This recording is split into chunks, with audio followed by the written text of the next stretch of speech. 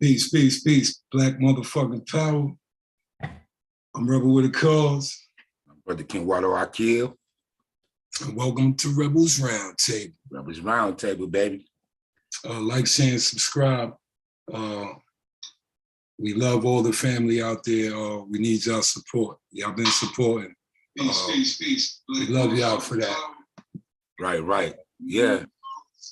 Like, comment, subscribe to this page, share this page, because we always give messages, man. So, you know what I mean? Like it in the comments, subscribe, all of that. Hit the notification bell so it can get out and go further and further. You know what I'm saying? We need y'all support. Come on, y'all. You know we love y'all. Yeah, we good now. Pardon the interruption. Let's do it over. Peace, family. Black motherfucking supremacy. Peace to the RBG gods out there. Right. And I'm Rebel with a cause. And I'm the Brother King Water I Kill. And this is Rebels Roundtable. Rebels Roundtable, baby. You know it. Rebel Vision Television, man. Peace to the family. That's right. Right. What's going on, dog? Man, just chilling, man. Just chilling, man. You know, as usual, man. Staying peaceful around here, man. Yeah, man. Trying to stay peaceful around here, you know what I mean? Well, but to everybody who watching this channel, man, thank y'all for supporting us and all that. But you know, keep on liking, keep on commenting, keep on subscribing, because you know, Rebels Roundtable, we give messages around here. We need y'all support. That's it. Come on, y'all. Yeah. Check us out on Rumble. We should be on Rumble in 2 days, a few days. And True2, TRUU2. The whole family should be on True2. Yeah, nobody's there yet. Right. So, you know, we can't put up a few of our episodes because, you know, YouTube, they don't want you to tell the truth. You can't even say certain words. Right. I'll be seeing videos that's blocking out like regular shit. Like, Yep. That's crazy. And then I seen a video where a dude was like talking about gay shit, but he wasn't like banging. He was just saying, yo, look at this gay stuff. And he was saying gay, LGBT, all that shit, and they ain't do nothing. Right. Hey, so man, I don't know, man. I thought it was freedom of speech. Yeah, freedom of speech, all right. In the land of the sleep. Word up, man. Word up. You know it. But what's been going on, God? Hey, man, been chilling, man. Been chilling. You know what I'm saying? I'm staying on the grind, man. Straight up. I'm saying my affirmations, you know what I'm saying? Manifest, yes, you know, all of that, man. You know, man, I want to, before we start the show, I want to put in the plug. Okay, April the 1st at the Molly Not Griot, me, the brother Knowledge Born 7, and the brother R.A. be celebrating our Earth days, our birthrights, our born days. You know what I mean? It's going to be from 6 to 9. So, you know, y'all want to come on through and show some love? Come on through. You know that. Now, what's the dress code? RBG? Man, RBG, man. 2 black and 2 strong. You already know the code, brother. Yeah, no doubt. Yo, May the 6th, at the same spot at the Molly Not Griot, we got the Barber Barudi. You know what I'm saying? You gonna come and give a lecture, you know what I'm saying? From 6 to 9, same time, same location, you know what I mean? Same black channel, same black time, same black location. Yeah, man, we gonna have Poetics. The brother Poetics gonna host the show. You gonna throw a couple of spoken words, you know what I'm saying? We got the brother Obasi, you know what I'm saying? He'll give a lecture, you know what I mean? We got the young warrior, the young brother Amawale, gonna give a lecture, you know what I mean? We got the Vengers, you know what I'm saying? In the house, they gonna perform, they gonna rock the house like they always do. We're going to have a fun, and we're going to get a lot of information, so come on through, y'all. Yeah, all right, since we're giving out posters. Because every time y'all do something, it just make me want to hurry up and create the Rebel Hour, the Rebel Music Hour, because niggas, brothers, niggas, whatever y'all want to call yourselves, Right. not really promoting conscious music, right? So somebody got to do something to help this music get to the world, man. Right, because it's out here. It's out here, man. We got a lot. There's a lot of guards spitting crazy. They did the first episode of Queen's Law. Not the first episode like we putting it out, but we remember 2 weeks ago we had that little meeting. So all the women are ready. They got their green screens. We sent them out. So any day now, Queen's Law will be premiering.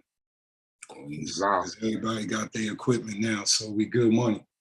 Yeah, ready for the sisters come on through and kick. You know they gonna kick you, man. I can't wait. I can't wait. This show sponsored by Artifacts. Artifacts. I want Mental to come on today. I couldn't find my shit. I had to go digging in the crates. But I want him to come tell everybody how old this hoodie is. Hey, check this out. Check this out. Sponsored by Ray 360 as well. Apparel. Check it out, man. Nice. Crimson in the house. Nice. Yeah. Yeah.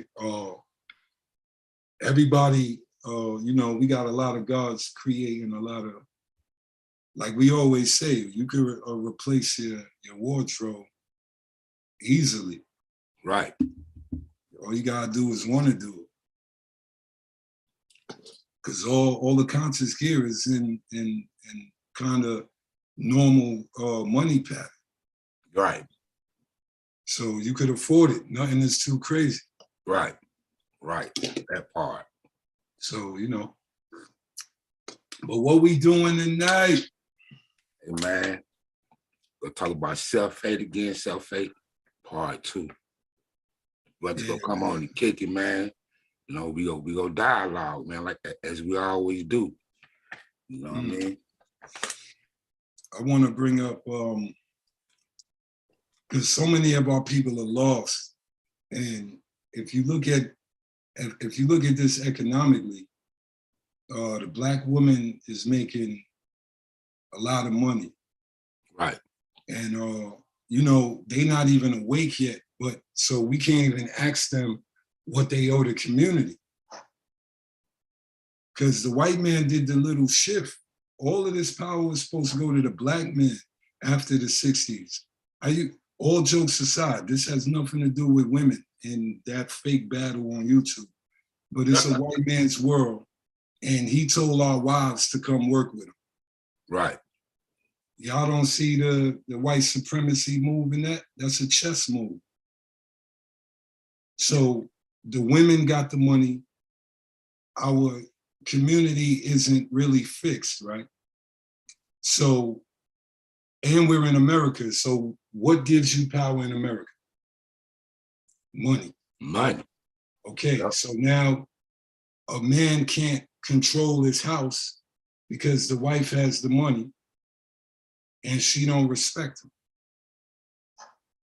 I've been doing this for over 20 years, banging on this particular 20 since fucking 2000, before 9/11. I've been watching men be dragged by, no disrespect, but I used to call them white dogs. Just like there's a movie called White Dog. The white man used to sick the white dog on slaves. And certain mind frames he want us to hold, right? So if your wife is holding his mind frame, how does that work in your house? It's gonna be one-sided, dysfunction. It's going, and you're gonna end up losing to the cracker shit. Right. So because you can't, it's not even control your wife. You can't even get into her mind. Nope. Because she feel like she gonna have the power because she making more money. They got the most debt. That's really what they are. Got the most what? They got the most debt. Yeah. That's what they really piling up. Because, Right. you know, they the most enrolled in college and all that. Right. So what would have happened if, because I'm putting this under self-hate. How are you successful and you don't make sure the babies is ill and your man is up to par? Because I'm tired of seeing little video clips where they all keep saying the same thing. I can't find a man on my level. Right. Right. They've been saying that for years, man. That's what I'm saying. So Yeah. how you don't raise up a black man from your level? I don't want to do that. Okay, so how is that not self-hate? That is self-hate to the maximum. To the max, right? That's why Right. every time I see something, I'm like, yo, come on, man. Shorty. I wish some of us could, in my mind, I'm like, yo, I wish some of us could bag those girls because they don't know enough. Yeah, that's what it is. To see past this white supremacy. This is a big trick. You just woke up one day and a car is outside with your name on it. And they seem to not care who put the car there. So it's crumbling the community is what I'm saying. How many marriages we have? Sure. How many marriages, how many divorces we get? See, that's kind of the same thing.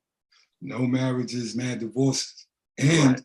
They say women leave the divorce, they kind of put the paperwork in 8 out of 10. Oh, yeah? Yeah, so the woman is leaving. She getting bored. Just like all these other relationships. Instagram calling your girl. Yeah. Or your man. You know what I mean? Yeah. And they say, I got options. You giving yourself the option. Yep. You don't have options. Look, I could put on Instagram right now and see all them girls just single and tell myself, yo, I got options. No, you giving yourself options. You need to turn that shit off and pay attention to who you claim to love. This is crazy where we at. The shit I be seeing, I'm like, yo, I'm gonna start a reaction channel too. Yeah, oh yeah, yeah, yeah. Hey, let me ask you, do you think we could get any lower than this? What you mean? Any lower than where we at with this self-hate, period? Oh yeah, because to me, the plan is to divide the DNA, right? So there is another lower angle where the white man start impregnating black chicks and black men start impregnating every other race's kind of what the girls. And then they all gonna get that black DNA and live another 2,000 years. I'm just saying, because they say the world gonna get brown in the next 100 years, right? Yeah, yeah, that's what they say. Yeah, but they want that. You ever see a half-breed, like somebody black and white? Oh, yeah. Okay, they used to be black. Yeah. Okay, a lot of these half-breeds is on the white side. So the white man don't matter. He wants to be Ben Simmons, Steph Curry, right? Drake. You see that type of mixed blood? Yeah. That's gonna be the new white man. And if you go back in history, who invaded? Look at the Persians. Who invaded Egypt? Those half-breeds. So I don't know about the future, man. There's another level lower, man. Because the self-hate is gonna create that. And I never thought I'd live to see times like these, man, with our people, man. Yeah, I'd have lost money too, that this can't happen. Yep. Nah, I'd have lost all my money because I'd have said, you crazy. Put all my money on this. Blacks can't ever get that low. Are you crazy? What's gonna help them do that? And we ain't know the internet was coming. Yeah, internet is a big part, man. Big part. Did you see that ebony cover with the? Oh yeah, I see that bullshit, man. You see what they doing, right? Who is that? Yeah. I don't even know. Is that the dude from the movie Creed? Yeah. That's our boy. Hold on. So everybody I know who said they saw the movie kind of bigging him up for being like a real man. And For real. Know, I'm just saying they saw the movie and they was like, yo, son was thorough. He's mad diesel fucking, you know what I mean? And then he do that. And he got paid some dollars. Okay, but my son gotta pass the newsstand. Hey man, you know, you sell out for that money, man. Because me, if I was an actor, entertainer, whatever you want to call it, I wouldn't do no shit like that, period. I don't even know, I wouldn't even pick up the phone. If I was up there and I already know they calling for gay shit. Right, so right. There's no amount of money, because I want to look at little boys' faces when I say, and I want them to think I'm I want them to know I'm a thorough ass man, not no pawn for the system. Hey man, these the images, man. These the images, but you know what I'm saying? The brothers is forget all that. They take that money. You remember a few years back, what's that dude named Young Jock? Young Jock had dressed up in the dress. Mm-hmm. And he was like, oh yeah, well, I got paid $150,000 to do that. Yeah, remember we saw him at that the parade? Yeah. And he didn't want to come take a pic with us. He was like, yo, I'll be right back. I'll be right back. No, you're not. Yeah. Your ass ain't coming back. Hell nah, man. So nah, man. The world is crazy because Black people is turning Caucasian minded. Yep.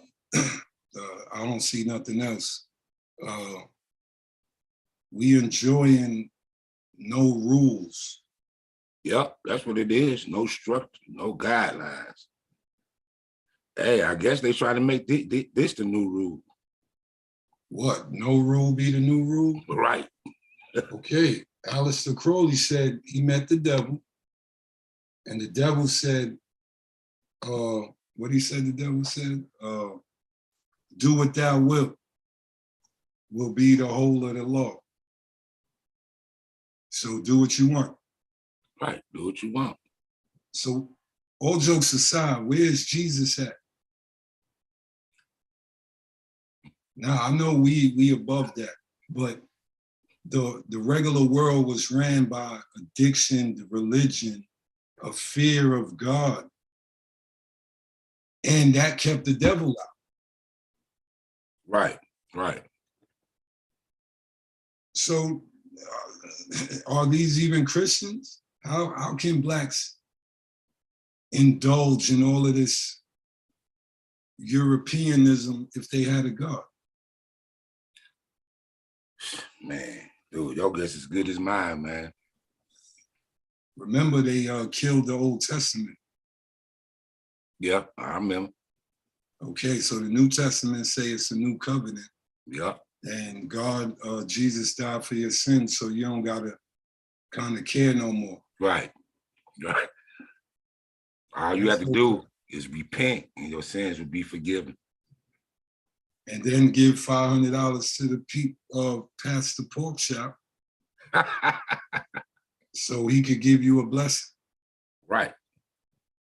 And that's the way, and that's the world we living in. Nah, but you know, it's a fake world. It's a fake world we living in. Ain't none of this shit. This internet ain't real. You know? Our kids. That's what it's infecting. Our kids is sitting where? In school, right? In schooling on the internet. Okay, so that's where they learning all this garbage. Yep. it's making them think fake freedom is making them kind of let the devil ride on their back. Right.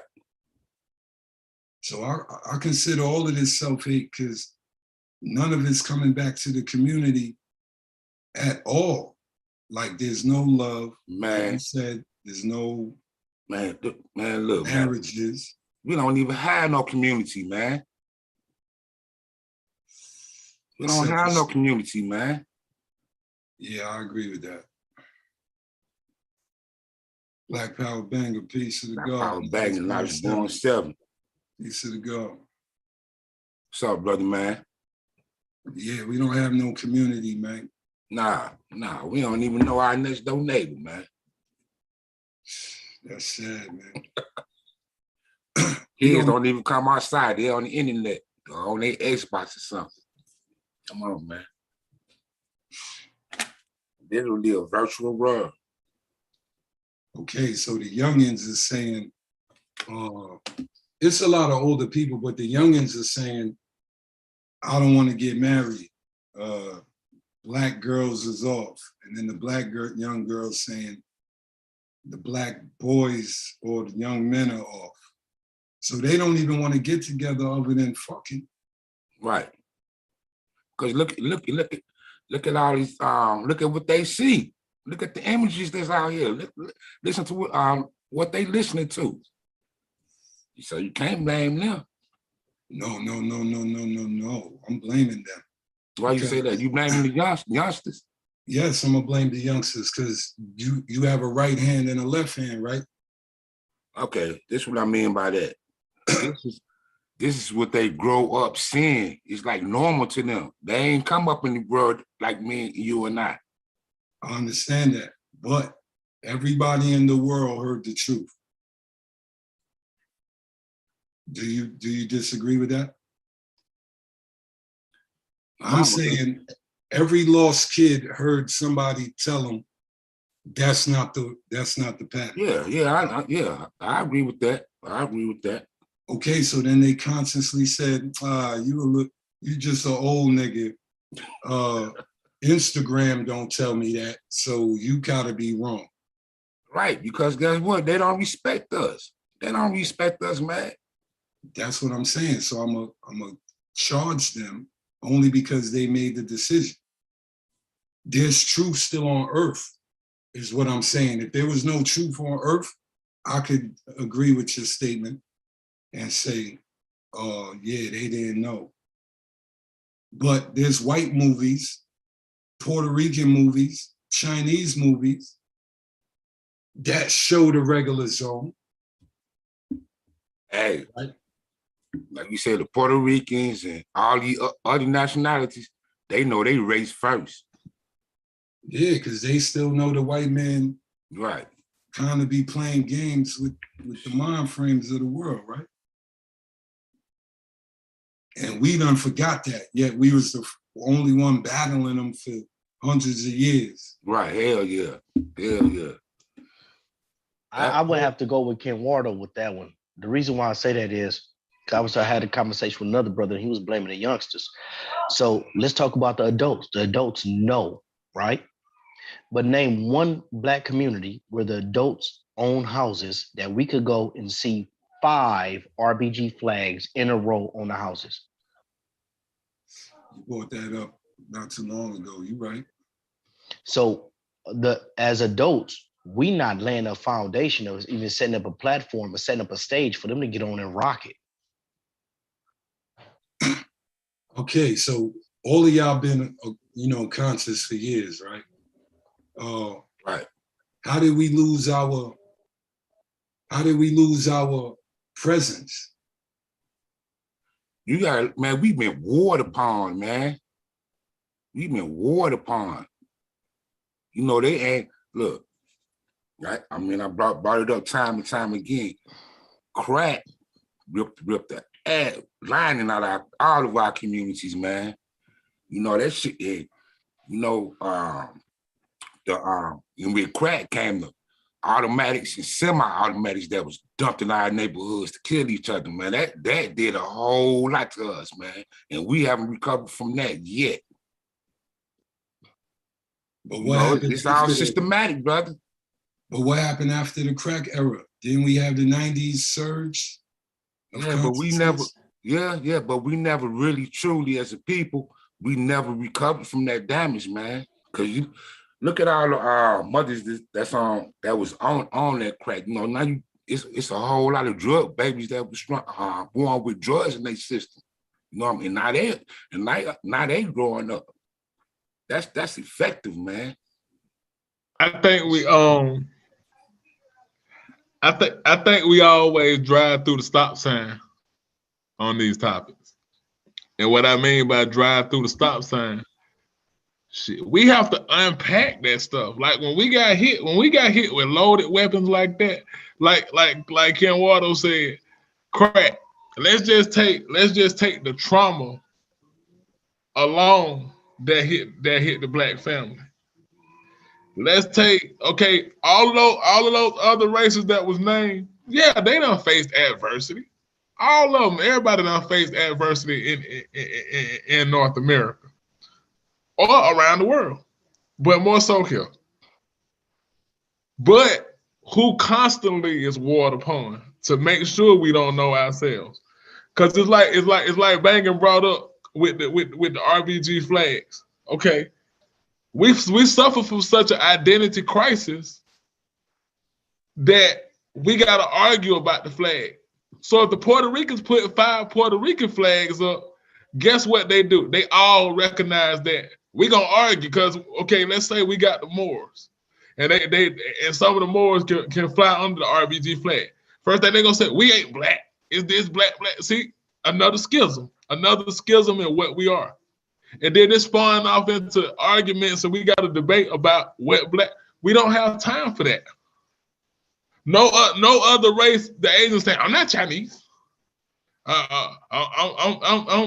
this. I'm that." They not arguing on the. They not arguing on the internet or what they are. So, like Ken said, we never recovered because, like, okay, after that, the '90s. What happened? What hit us in the '90s? What we was talking about? That rap. How did that take a hold of the mind of the people? Because we was put against each other as being warred upon. Okay, that dope dealer, in order for him to feed his family, it's survival of the fittest. In order for him to feed his family, he gotta sell it to somebody's mother that's gonna string her out on dope, that keep the cycle coming, that's gonna produce a crack baby, that's gonna produce broken children that's getting passed around and sold for drugs. So the trauma that come out of that, you lucky because, okay, now you right, dog. The truth is out there, but good luck when you get to it because is it fair to say that all of us had to find the truth? Right. It's out there, but we had to come across it and we had to accept it. Like that red and that blue pill. Not the fake ones. We talking about the Matrix red and blue pill. But that right there. I'm gonna keep it 100, brothers. I'm past the truth. I'll work with a lie if it'll work for the people. Give me the truth or a lie, whatever works. That's what I'm for. Like right now, I think we too busy trying to play by the rules, and we need to start making rules. I think that's just really where we need to be. We too moral. That's what I was trying to say in the first episode of Think Champs to the mock the Ross had. I was trying to say we too godly. We keep pardoning our enemy because we don't want to get to that level that would actually allow us to fight them. And it's gonna take some savage. You're fighting the savage. How you gonna be the savage if you don't kind of use some of his tactics?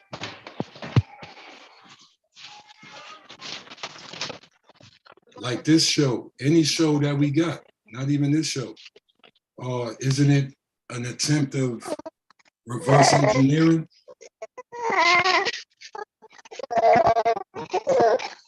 it's an attempt to reverse engineer this, right? So I don't think we have enough. We don't have enough soldiers on the field. Right. We do, you know, we got them. We just don't have order of the soldiers that we got. See, we got the soldiers, but we don't have the discipline. We don't have the understanding because you know what it's about. Cause see, when you fighting, you gotta understand what you fighting for. A boxer that's in the ring, he fighting for something. We don't know the reason, but he or she, they fighting for something. What are we fighting for? Okay, again, we got to look at the many different mind frames we got, the many different personality disorder. Some people are fighting just to stay right here in America. They can't see past that. So it's like we have to really, when we say like solutions, are we ready to go to the next step for those solutions? That makes sense what I'm asking? Yes, sir. It's 223. The next step, because we always say we can't fight them militarily wise, but that is the last step to any war. But the solutions we could use, what are they? What are some of the solutions? Because you got to turn the TV off from our era. Right. If you want to be done, you ain't want to be kind of brainwashed by the system, you can't watch television. Okay. That was a big one, right? Turn the TV off. So the messaging doesn't hit you, you know, every 7 seconds. Today they live in what we deem as the matrix. So like Dave Chappelle did that skit in one of his early years of his show where he found himself stuck in the matrix and all of the advertisements and everything. Yeah. That's literally where most people live. Exactly. So I think the knowledge represents understanding the technology, or understanding that what you're breaking down, all of these things coming at us, the advertising. So what does in 2023, because I remember that skit, bro. So in 2023, what's at us now? Oh, homosexuality. Oh, gender fluid. Oh, transgenderism. Oh, interracial dating. Oh, you know, Netflix did a movie with here and it got this and all of this stuff that comes in. And if you're not aware of the viruses or the spamware that's attacking you, hey, you subject to get that, you know, you subject to get your computer a virus and contaminate it. And so that's what we're looking at. We're looking at the humans that represent computers, but they ain't got no virus protection. The knowledge is the virus protection. Nice. You see what I'm saying? The levels of it is the virus protection. So you got, okay, look, so it's many different virus protections. Culture is virus protection. Huh? Culture is virus protection. Oh, exactly. Exactly. So if we outside that culture, I ain't African. Are we infected? You might got a program, but is it protecting you? Exactly. Bro came and hit it right on home. The culture is that. It protects us. Okay. So that's what we have to like come to the understanding of. Okay, so I'm playing advocate all the time. Okay. What is our culture? Based on them in the system, they don't see a culture.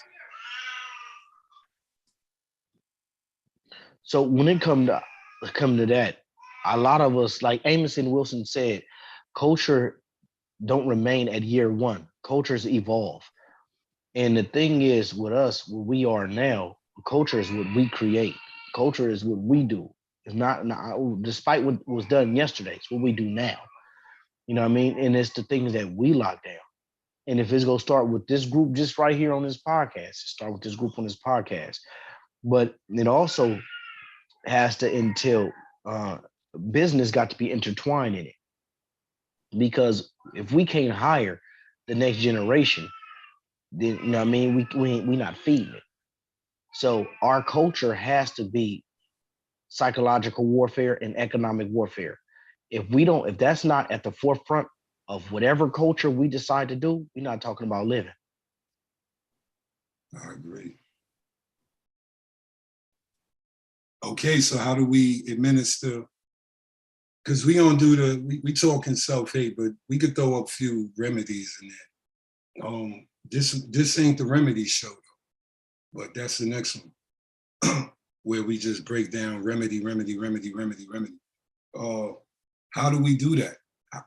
Most of our Black businesses are almost isolated if you're not in the matrix with a Black business. So is it our cultural businesses or is it our system Black businesses? To jump in there real quick, because yeah, all right, back on the self-hate. Last time we was on this, I had mentioned something, and brother John was like, he was like, we got to be careful with that.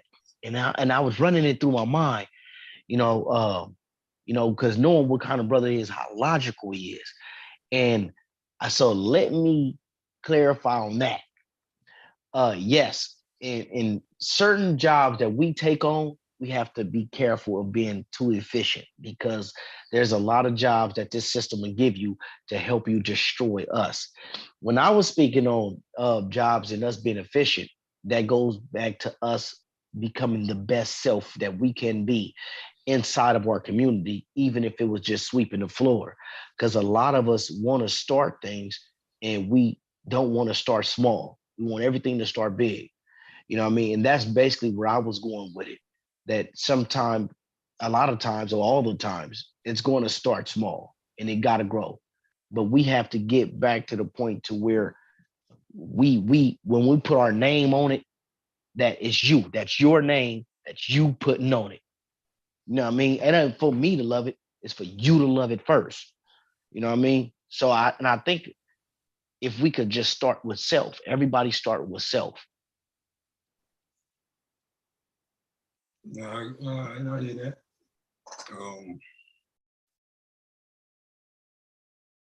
Why does everybody want?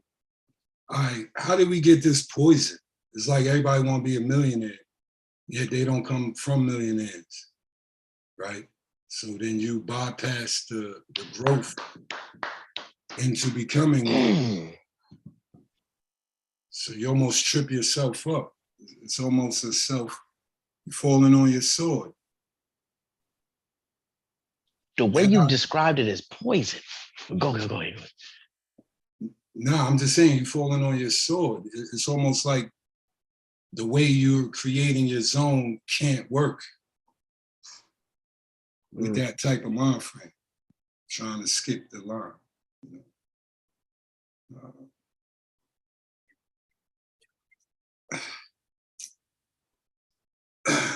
When we get on Rumble, we'll talk for real. This YouTube can't even say what we want to say, man. All I know is this: the slope is going down, and like I said, I'm gonna say it again. Somebody could shoot at it again. I don't think we have enough soldiers. I know Obasi said we disorganized, so maybe we do have enough soldiers. But why aren't the soldiers similar to us organized?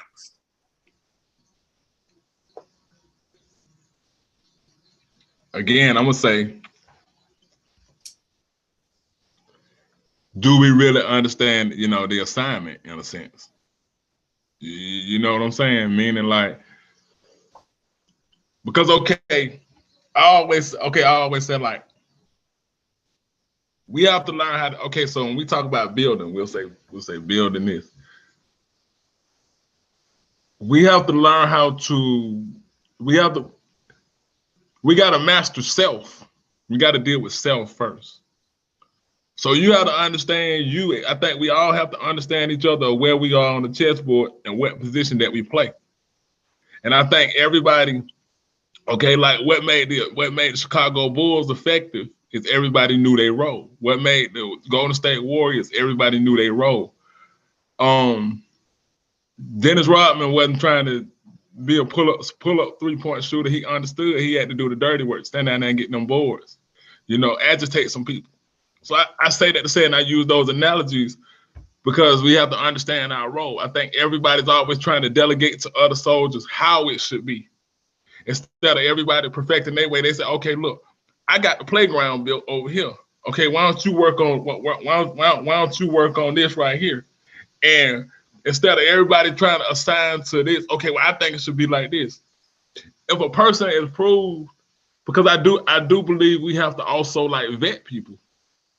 Because like we was talking about last week, anybody can pick up these colors and say, oh, I'm this. Oh, I'm down for the cause.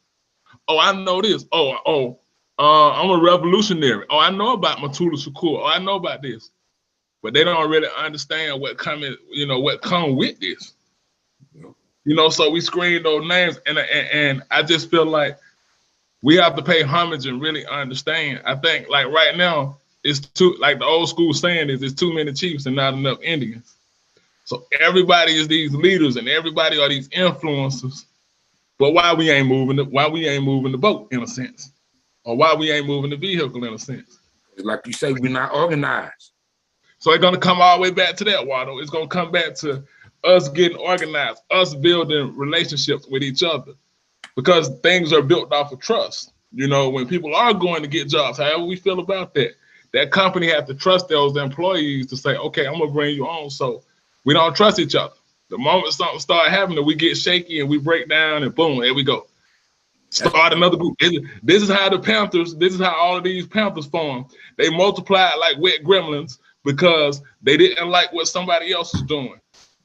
Instead of following in the like protocol, it got to be protocol. People have to follow orders. It's structure. It's guidance. So I think all of that, I'm saying all this to say all of that is interwoven into why we having these problems, why we having these identity crises.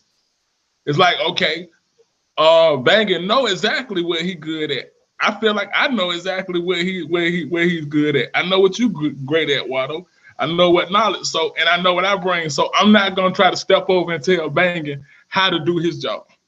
Right. I'm not gonna tell Rebel how to do his job because he already tried and true.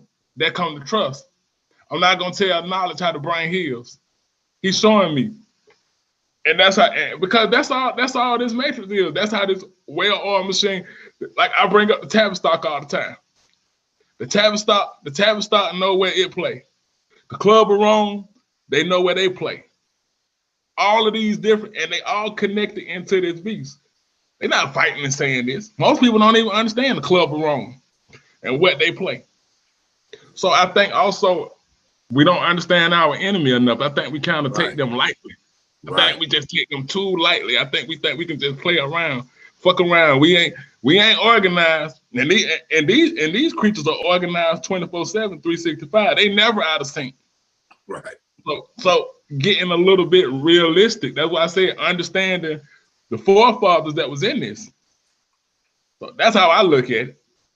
I don't know if I answered the question. I think Knowledge. I did. Hold on real quick. Your Knowledge, you muted.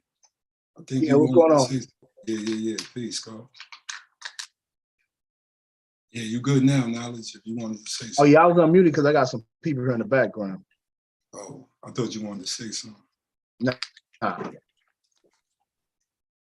Hey, Abasi, I agree with all that except they're never out of sync. They be out of sync, bro. We just never strike when the iron hot. And I'm saying that because as you get at right now, the dollar is falling, they out of sync. They're not multiplying, they're out of sync. We just don't see the opportunity that we have right now because the iron is hot. And it's crazy that we're at this point of time right now where the door is wide open and they need these positions filled. They know that the border to the south, they can't really just let them in They want to, it's like they forced to, but then they see what they doing because they taking it right back to the South and they growing the South, the border to the South. They pushing that border up.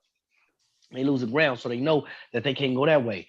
And then not only that, if they try to open it too much to Canada, they know Canada grow and be that power. So they really don't want Canada to grow and be that power. So they kind of like opening the door to us right now. If you notice, a lot of us is getting in a lot of different positions.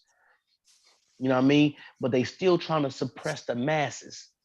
So the thing is, if it's just us really just going out there picking those that remind us of us when we was young and get them the game and juice them up. Because when I'm out there, I run into a lot of young brothers that's out there actually working, actually doing a thing, and really looking for some older brothers like this.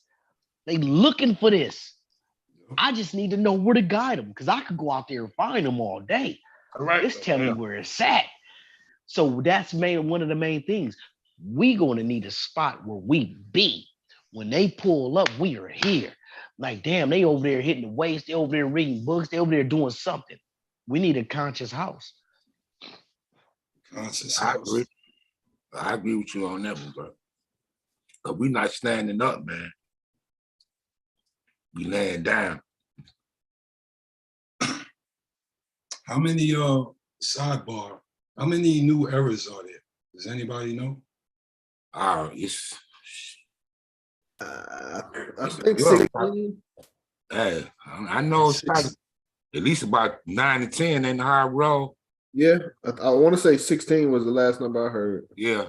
Is that's 16 different states? Yeah, cities. City. Cities. Yeah, city, but states as well for the most part. But they small groups though. Yeah, they small groups. Yeah, Small groups. Like Banger said, you got to start small. Maybe in the future that new era is sitting there, you know, already connected. Maybe could grow a nice substantial piece of this power we talking about. So hey, they connected already. they're supposed to be having a Black Agenda convention here in Atlanta, April 22nd, 23rd. But New Era is supposed to be there. Nice, we'll be there. Yeah. I think Michi X is sponsoring it. Zeke's supposed to come down, but the president of New Era Atlanta was invited as well. I saw that recently. See, from what I see, yeah, the new eras are out there, like you say, they have small groups, and they actually be in the communities, man. Yeah, they do have boots on the ground. The problem is what I see from being with New Era Atlanta, from my experiences, the people in the communities don't want to join in. Boots on the ground. Black people still, they be out there. Trust me.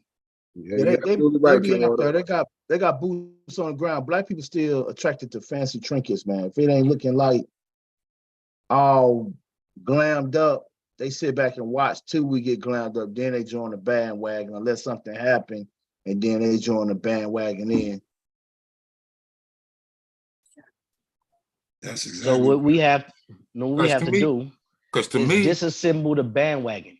But look, break the bandwagon. I don't mean to cut you out. To me, they got a foundation. They got a foundation, just like the original Black Panther movement, man. Yeah, for real. That's what I see. We gotta get Zeke on. Like Knowledge said, when they join, Black folks want to jump in and join the bandwagon. You got to stop that. The Crips and Bloods had things to stop people from thinking that you one of us until you get put on. The motorcycle club got things to stop people. You can't say that you one of us until you go through the R process. And it's the same thing for the RBG and New Era. Anything under the red, black, and green has to develop a process that they have to go through to be able to be one. Salute to the Royal Black Guard. Yeah. They out there hard. May they multiply. Oh, yeah, the Royal Black Guard, yeah. That's right, that's right. but to keep it real, like a lot of these groups, most of the groups are small. You know, Royal Black Guard, New Era, you know, a lot of the Pan-African groups, RBG groups, even, you know, UNIA ain't huge, you know, so it's a lot of small pockets. So when to Black Power specifically, it's interesting. I mean, it's like people want to claim it to an extent, but not all the way 100%.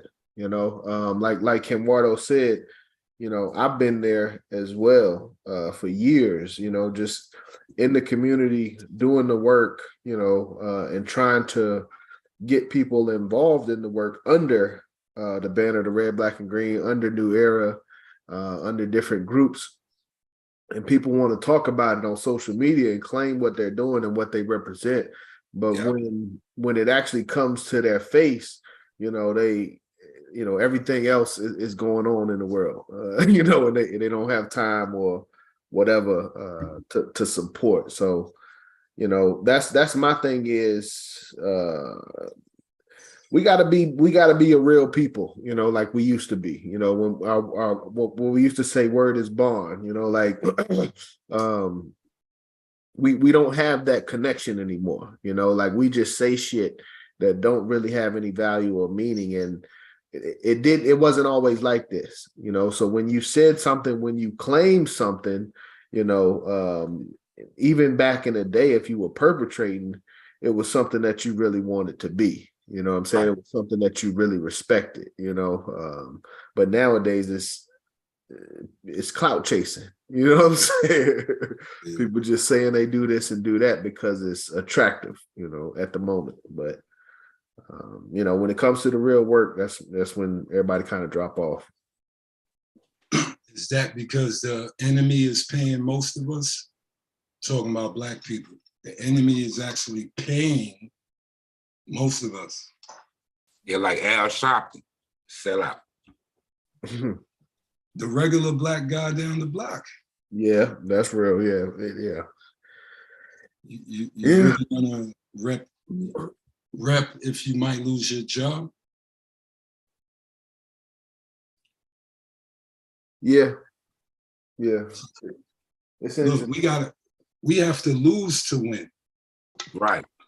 The angle we at, we actually have to get our leg bit off for us to escape. Mm. But then it go back to what I was saying last week. And we can't tense up when we hear like consequence, because that means, because like we said, okay, all of these people, when the youth go to college, they're, you know what I'm saying, they push to go to fraternities because there's something that's attractive about it. It's something that these fraternities can do for them in this matrix. So it's not just taken lightly, like we said, like everybody's saying. Everybody just can't be a captain. It's stages, and we kind of talk like double, because 1 minute we're saying this is what I want to change. I am tired of it, but we're talking about change and solution. This is what I would like to change. The perception of that when we say, well, we can't do that, and then we give off these barrage of excuses as to why we can't do it. But every other culture that's taking power, they're taking their power. They ain't sitting around saying, oh, we can't do this. No, they're moving in a mighty way. They're moving in a collective way because they understand the goal of what they want. Whether it's Asian domination, whether it's white domination, whether it's whatever, they understand. So I think again, like, you got to know what them colors stand for. You got to know what that red, black, and that green stand for. So if we just necessarily, like I was saying last week, if we just happen to ask them, hey man, you know who created that? You know where them colors come from? They should be able to tell us. Yes, sir. You should not be walking around with colors this serious and not know. But like bangers say, you know how the Bloods and Crips get down. When they see you false flagging, they press you. Or if that's what I was saying. Exactly. Remember, I gave the example last week of my friend that I was talking to, and I said, and he used to be in a fraternity, and I said, hey, and I just asked him, I said, hey, bro, what would happen if y'all caught somebody in y'all gear? He said we had the right to physically remove it off of them. So I'm not advocating and saying that it has to go to that every time, but we have to put some real seriousness on this if we want it, because Garvey was serious. He wasn't no jive dude. Garvey was a serious man. He just didn't have enough, in my opinion, he just didn't have enough people that understood the vision with him to help take it to a next level. You know, so I think that's my point on that one. We have to make these colors respected, put some respect on them. Well, whether we press them, you know, aggressively or not, we have to press these colors. Right. It could be pressing them in a question, asking them questions. That's what I mean, without the pressure on it, you know. Yeah.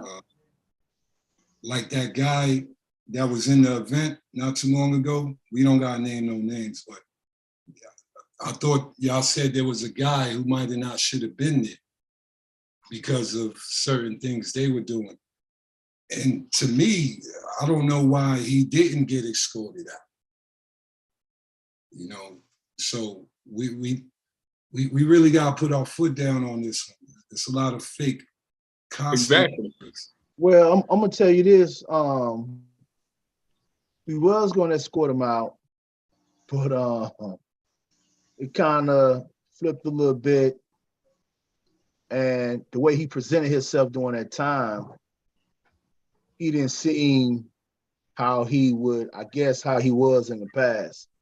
But I mean, that was mentioned, you know what I'm saying, amongst us, you know, to escort him out, you know, definitely say something to him.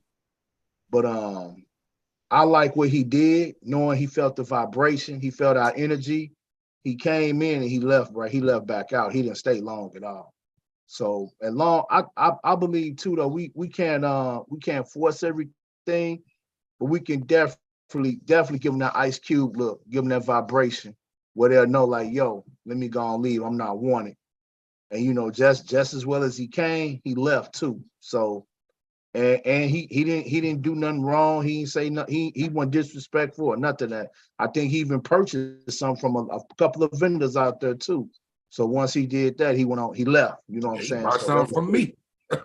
Yeah. You know, it was cool. But we was watching him. You know what I'm saying? Yeah, we definitely was watching. And you know what? I'm big on that one. I speak on that one all the time. I think that should be one of the levels that you can't buy from here. Cause see, we gotta love the protection of what we build the more than we love the dollar that can help us build it. So it's like if you treasonous, you have to depend on what you did. You got to sit with your peers and elders and get back right. You shouldn't be able to just walk back in. So if you shouldn't just walk back in, you shouldn't be able to purchase. And it don't have to be no static. It could be very cool. But no, bro, we can't sell to you until you because we frontline soldiers. So we can't be afraid to at least speak and use your voice. Just simply speak. It don't have to be nothing. So that's one of the things I'm like, hey, no, we ain't kicking it with you. We ain't buying from you. You can't buy from us until you get back right. And then when you get back right, oh, it could be that, but you have to send like a message. Right. Shit, in New York, he either got kicked out on his ass. You saw what we did to Tommy. And there was a few other people in like history that disrupted the levels. And the Warriors came straight to him. You got to get up out of here, almost like the Secret Service. You know what I mean? Getting up out of here. And nobody got shot, nobody got stabbed, nobody got punched. You just got physically removed. Yeah. About 3, 4, 5, 6, 7, 8 guys. You're not going to fight them. And guess what that do? That gives the respect that the game got. because they know don't come. You can't come in this space. You can't come in this territory right here with that crazy stuff. You got to get some act right when you're over here, because they're gonna correct you. And it's like, okay, we'll be remiss or extremely negligent. We have to be intentional about who we're talking about. Okay, so also when dealing with the families. Okay, what is the vision for the Black family? Okay, how do we begin? Because people look to you for answers, whether you want to be it or not. People look to you. If you're out there and you're talking, people look to you for, hey, well, what should we do about this? I know darn well it happens to me. So it's like, how do we keep it from happening? I know, like you were saying in the beginning, Rebel, to turn off the TV. Okay, so now turn off the TV. What do? We don't forget how to interact with each other, because everything is online, everything is tablet, everything is electronics. See, we in that good generation because we knew how to entertain ourselves, So we ain't caught up in it.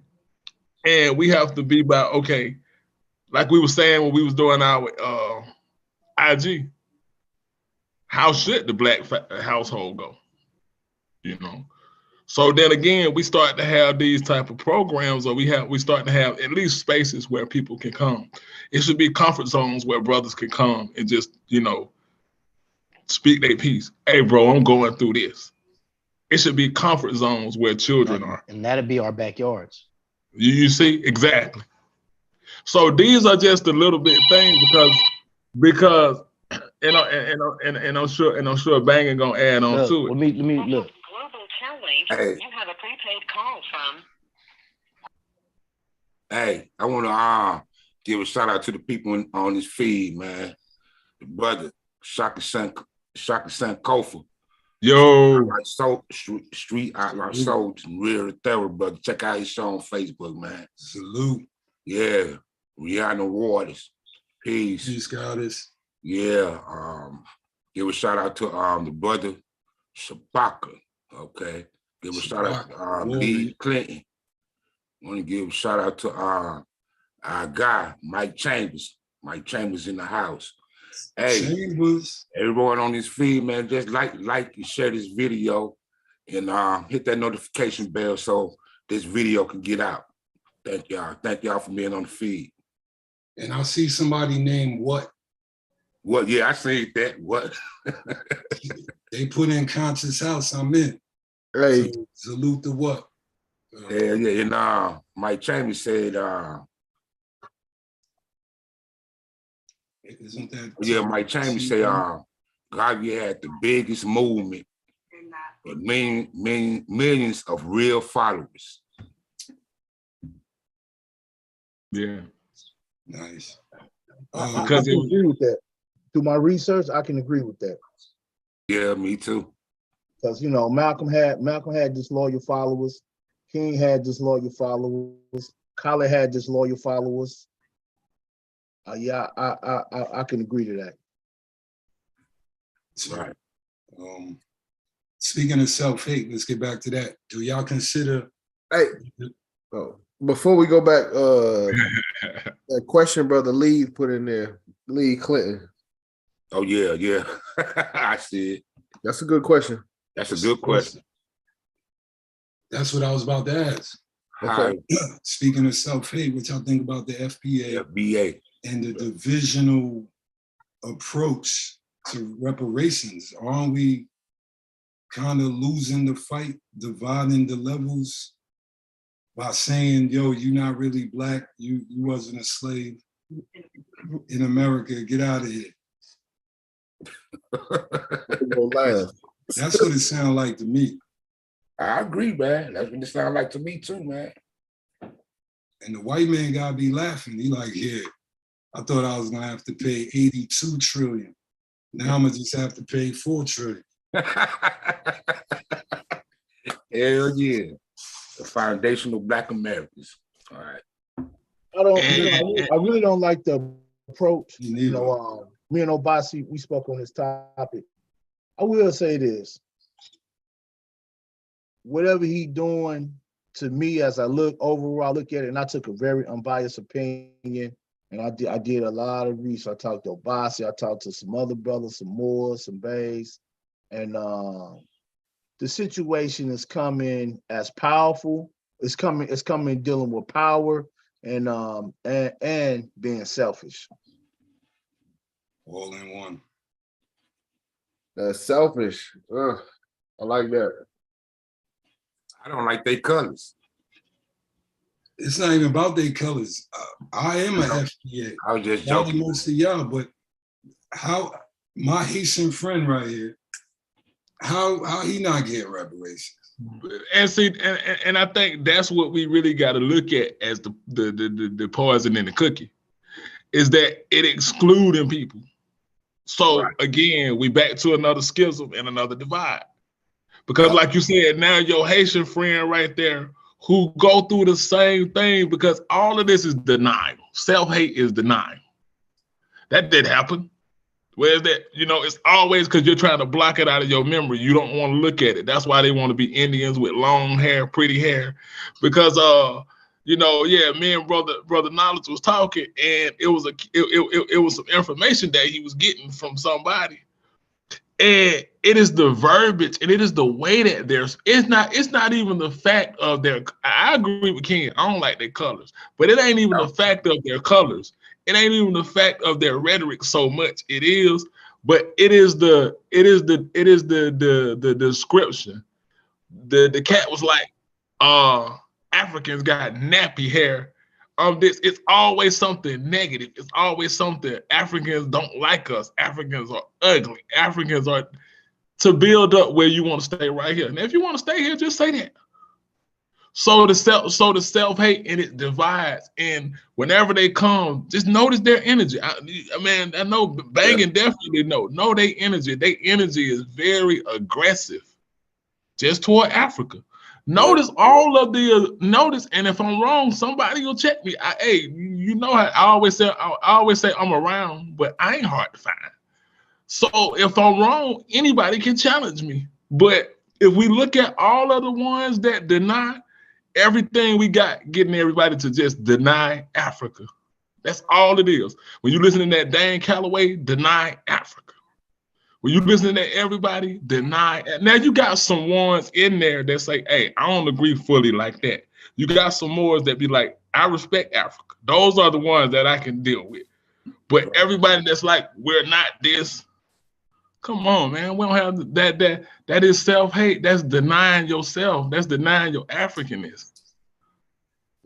Because what they're trying to sell is also that this is where, and sometimes it's just common sense. So you mean to tell me that it is impossible for my grandparents 5 times over to be Nigerian or African, and my grandmother could be Native American? You telling me that's impossible? You telling me I don't, because they're denying. They say I don't.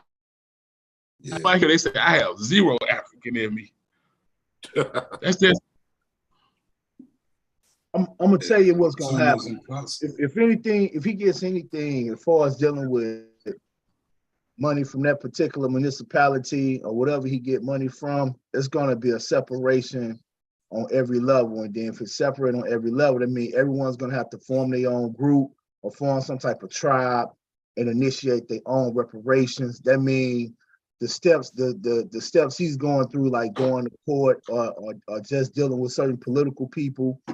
And I already see some of the agenda that's going on. They like, yo, you scratch my back, I scratch yours. So definitely, if anything they do give him, they're going to be, whatever political person give him something, they're going to be pushing for him to rally the people together to probably vote for particular laws and stuff like that.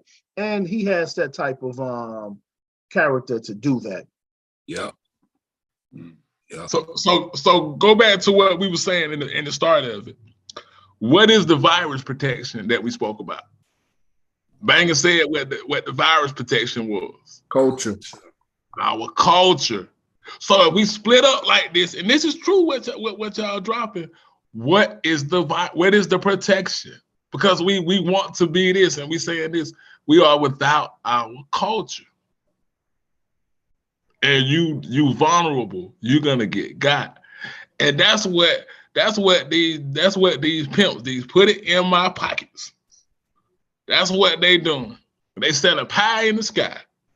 Who needs to be African when you got a hidden history museum? Who needs that? You would give up everything for a museum. Got him. You know? Nah, because the secret, the new age, the new world wants Africa. Like the white man wants America. Exactly. No, they got it, Rebel. They got it. Yeah, but once the dollar died, you know, the cryptocurrency, whatever be there, but they want to sit in Africa, not just control the minerals. Mm-hmm. I truly believe they want to sit truly in Africa. I don't like to call him Prince, but I'm gonna say Harry. We don't find it, it ain't interesting that they always in South Africa. Why are they there? It's not the goodness of their heart. Come on now, we know the cracker better than that. It ain't the goodness of his heart. What you say? I said I don't like to call him Prince. What Rebel say? What's the reason you say Rebel? That was Ken. Okay, and what you said was? Steal, like they always been doing. But they don't have to steal, man. They already have different ownership of Africa. So they already stole then. Yeah, they already stole. They already stole. So what they're doing in Africa, they know that is a healing land. I've heard Europeans say that this is healing land, and they go there. Some of them is claiming to be originally from there. Mm-hmm. Run into that? Mm-hmm. Wow. Mm-hmm. Wow. Peace and black power. No, sister, our Empress. Our Empress. Yo. Respect to her. Our sister. Get ready for Queen's Law. It's coming as soon as Sekhmet get right. But peace to the Queen. Hey, I got a question. I see we was talking about African. I was trying to have two conversations at once, right? How did Marcus Garvey feel about the term us calling ourselves African in America? How did Garvey feel about us? What do you mean term? Well, all right, great question. Garvey basically inherently believed in the concept of dual citizenship. So for us in America, some of us may have grandfathers or whatever that have given blood or fought for this country and earn a right to consider themselves Americans if that's what they want. For Garvey's comparison, it would be Jamaica. You know, that was where he was born. That was his homeland. But he also said that when it came to his identity, he would always claim Africa over Jamaica, saying that, you know, in the words he used was, why would I pick an island over a continent? But for us, you know, those that want to claim America, it's up to them. But I think none of us can argue that Africa is the hub of resources for this earth, you know. So the competition or which resources are more, Africa still wins that battle. So Africa would be the dominant identity that we choose. You on mute. Oh no, he was asking me a question. So knowing that, why did he name it UNIA instead of UAIA? I know the answer, but a lot of people don't know. Because I'm going somewhere with this. Oh man, UNIA, Universal Negro Improvement Association. And we even talk about this today as to why we can't call ourselves Universal African Improvement Association. But 1914, when the organization was founded, you have to understand that Marcus Garvey and the belief at the times was that race was more powerful than nationality, you know. And even from a continent is just a larger form of nationality. So when we say a European, You know, we could be talking about a Spaniard, an Italian, or whatever. That's their nation, but we could also say you're a European from a national standpoint. But from a racial standpoint, at that time at least, and this is still what I believe, there were only three major races: Caucasus, Mongoloid, Negroid, and what we call Caucasoid.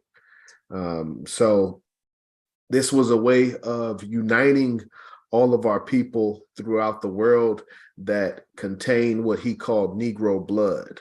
You know, if you have any Negro blood, which is the blood of African people, no matter where you are, you don't have to be on the continent of Africa or even claim connection to it. But with, Negro blood, you're a part of this family, whether you like it or not. Yes, sir. Oh, I thought he did it because the people wasn't ready to be called. They ready for the term African, so he settled for Negro. It was the popular term at the time, it was a term. Honestly, see, that's what we got to understand in today's time. Mm-hmm. And that's one thing I kind of have to respect about FBA, is our ambition to always want to make a new name for ourselves. Back in this time, we fought to be considered Negroes, you know what I mean? And not only just Negroes, but the UNIA fought that when we're categorized as Negroes, but they use a capital N, so before Garvey's time, they were calling us Negroes with a little n, and we were just fighting to be considered Negroes with a capital N. So that was a sign of victory at the time. But, the modern day, Black, we went through African-American, colored, now some people FBA, some people ADOS, what we call ourselves continues to evolve. But from a UNIA standpoint, from a Garvey standpoint, we still are bound by race and by blood. Hey, Hargrove. Yes. Tell the people what we got going on, upcoming event in the UNIA Atlanta chapter from 13th to the 15th. I want to hit on that after he do that. All right, real brief. Atlanta, 13th to the 15th, Omanala Griot Afrocentric Museum, all day from the 13th through the 15th, Thursday, Friday, Saturday. We'll be there. We'll be hosting our High Executive Council. So all of the divisions in the UNIA will be coming down to Atlanta for those 3 days to kind of take care of some business. But we will be having a couple of events at that time as well. So we inviting the entire community out. April 13th, 14th, and 15th, Omanala Griot Afrocentric Museum. Thank you, Brother Kenwardo. Yes, sir. Brother Obasi. Yeah. I like that last little section y'all was building on. And I feel like this is just my personal opinion. I feel like we have to grow beyond, because, I thought it was a little bit of both of them, that it was like the people wasn't ready to understand that African. And I feel like, just my particular opinion, that we either always trying to prove who we are. Like you said, the fight just to be called Negroes with a capital N. Just put a capital on it, please, for God's sake. Or we're always trying not to offend. So therefore, we don't want to express our Africanness out of fear of what the enemy is going to do, how they're going to feel. And listen, to understand this level of technology, this is just my opinion, to understand this level of technology that they have, it's not much you're getting away with. It's not much. They know everything, and like when they was talking about the young man, John Morant, or even on an NBA level, Stephen A. Smith, Kendrick Perkins, and Carmelo Anthony, who was the first one, they alluded to in the NBA that they know everything that these brothers are doing. They said, we know everything. They know what you're doing when you ain't. So I think we have to move beyond the fear of embracing our Africanness. Embrace it. Because again, they're wrapping around to what we're saying. These are, to me, these are the droppings of self-hate. Because you got to deny it because you don't want to tick off somebody. Hold on, Brother Bossy, because we were just talking about the UNIA. No, I'm talking about like in the current state now. Like how like the FBA of how, like you said, we're still trying to create new terms and new identities when we still ain't figured out the original identity. We still don't know who we are. Now we're foundation. This pushes the confusion. I know why Garvey was doing it, and he was able to move because that's what was needed at the time to galvanize people. Yeah. But now when everybody walking around, it's like the question Rebel asked in the beginning. If everybody got the knowledge, how come everybody don't understand? Everybody's walking around with smartphones and not so smart people. You know, so in 2023, what Garvey laid down is untouchable. If he had this, I could imagine what that brother would have did if he had all of this, what we got. So I say all this to say, like, we have to understand who we are and be comfortable with ourselves as Africans and begin to walk like mighty Africans. How they feel. That if somebody's gonna teach these children to be proud Africans. Because these races are, because our minds are being deleted. Again, this is just my opinion. So if we're dealing with critical race theory, now check this out, this is just me. If we're dealing with critical race theory in the schools that our children are still in, and then on the internet, we're dealing with critical race theory, erasing the memories on this type of level, how are they ever gonna understand they're African and understand who they really are if the ones that really got the fire are scared to warm the room up? You get that making sense what I'm saying? So let me ask you, so like what is the first, how do we eliminate, what's the first steps to eliminate try to get rid of self-hate? Well, like what's the first steps? I think I'm always gonna say simple what I've been saying, like what we're doing now, positive people that are certain people, you know what I'm saying? Because I think the theme of what we're saying is everything starts off small. Mass amount of people cause mass confusion. So we have to understand small in a sense. So just ones like us, we being certain who we are. We being certain how to guide the children. We being certain how to guide our women, how to guide our brothers. We can't be shaky and we the ones. We gotta know. I don't believe. I'm in the gnosis. I've been off of belief. Yeah. I'm in the gnosis. I know, and I'm not afraid. You know, and it's not out of an arrogant way. I'm one of the most humble people you will meet. But when I know, I know. You know, so I think just us, you know, walking it, because we can't cure it all. But the ones that are around us, we have to be infectious to the ones that are around us. We have to help people to want to know. Just being around us, people gonna want to know. Yeah. I think it starts in the mirror. Eduardo question. Before all of that, I think it starts in the mirror, which this is the white man's levels, but with your African nose, your African lips, your dark skin, right, your nappy hair, right, which is the absolute opposite of what they continue to tell us what the beauty standard is. So to me, that first step is actually loving the mirror. Right. Yeah. That's the perfect answer. Yeah. I was gonna say last step, because I mean, at the end of the day, the goal that you're trying to get to solve self-hate is self-love, you know, and that's that process, as you know, Brother Obasi mentioned, Brother Rebel said, you know, starting with yourself, you know, but you have to, for me, you know, it's a level of understanding yourself, understanding your history, your past, your people, your ancestors, being proud of what you came from, you know, right. So that you can, you know, love who you are and love your people, you know. But I think that's the goal, and that's a process, you know, but it has to have, you know, some targets, you know, and if you cutting off, you know, half of your lineage just because of what some people say, you know, how these people act, how you going to get, you know, it's going to take you I'm not going to say that you're not going to get to a position of self-love, but you taking the long route, you know. So. Right.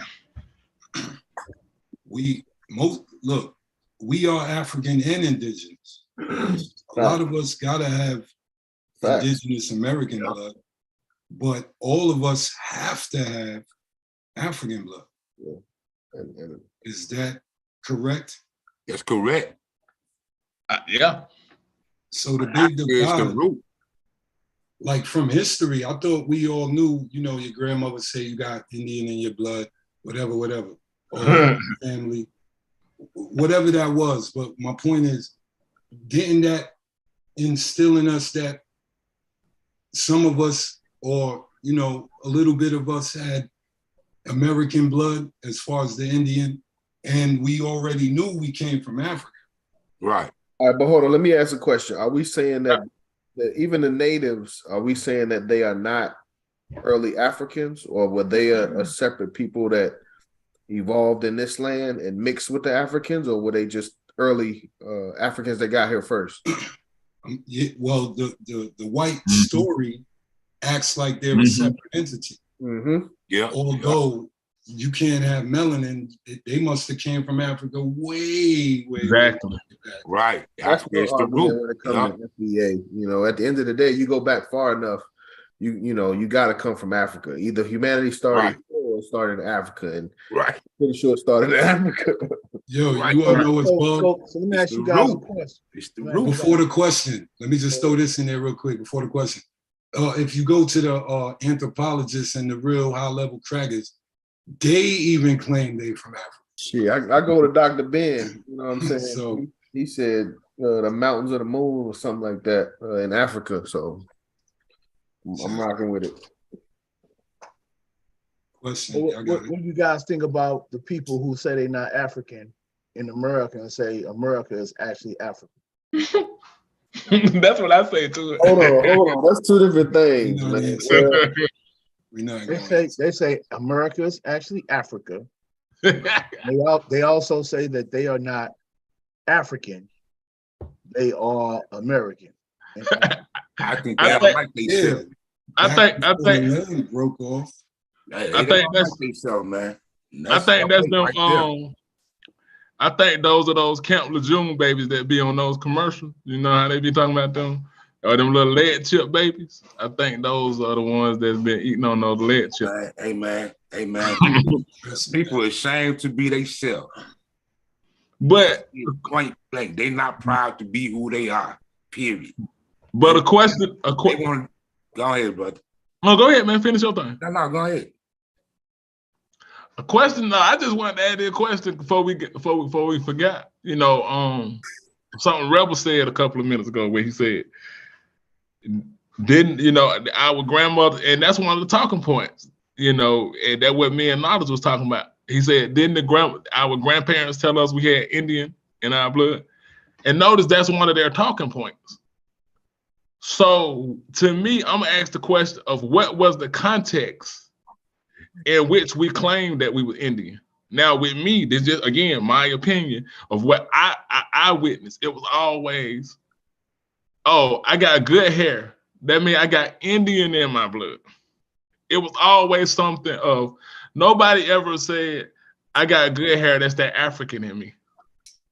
And like we were saying on the thing the other night, I know females named China. I know females named India. I know a couple of them, Asia. We very seldom want to name our children Africa. No, hey, you see what I'm saying? Think about it like that. Think about it on the most minute level. Yeah. I ain't got no people in Africa. I don't know them folks. Yeah, you ain't never been to Africa. You ain't never been to India, fool. I can tell you, my grandmama, my father's mother was full-blooded Indian from the Choctaw. Exactly. Wouldn't nobody ever know that? But I know I'm African. Period.